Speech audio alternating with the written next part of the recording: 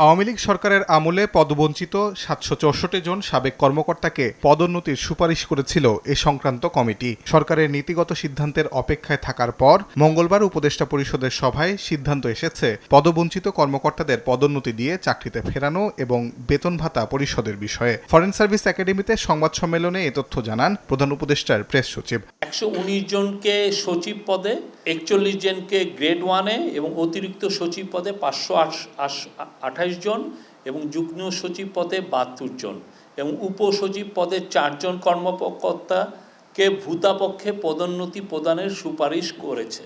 এদিন সাইবার সুরক্ষা অধ্যাদেশের চূড়ান্ত খসড়া অনুমোদন দিয়েছে অন্তর্বর্তী সরকার, যেখানে সাংবাদিকদের মত প্রকাশে কোনো বাধা থাকবে না। এদিকে বিভিন্ন গণমাধ্যমের ওপর তৃতীয় পক্ষের চাপ প্রসঙ্গে প্রশ্ন করা হলে প্রেস সচিব জানান, অন্তর্বর্তী সরকার গণমাধ্যমের ওপর হস্তক্ষেপ করছে না। কোনো রাজনৈতিক দল বা সমন্বয়ক প্রভাব খাটালে সরকার তার দায়িত্ব নেবে না। আমার গভর্নমেন্টের কেউ যদি এই ধরনের কোনো ইনফ্লুয়েন্স করে, কোথাও যে বলে যে না এর চাকরি খাও, আপনি আমাকে বলবেন।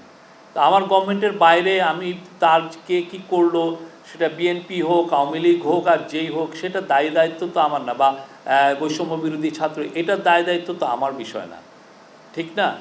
আপনারা এটা ওনাদেরকে কোশ্চেনটা করেন যে আপনারা কতটুকু প্রেস ফ্রিডমে বিশ্বাস করেন। এদিন উপদেষ্টা পরিষদের সভায় দক্ষিণ কোরিয়ার সঙ্গে অংশীদারিত্ব চুক্তির সিদ্ধান্ত নেওয়া হয়েছে বলেও জানান প্রেস সচিব। তাজওয়ার মাহমুদ, সময় সংবাদ, ঢাকা।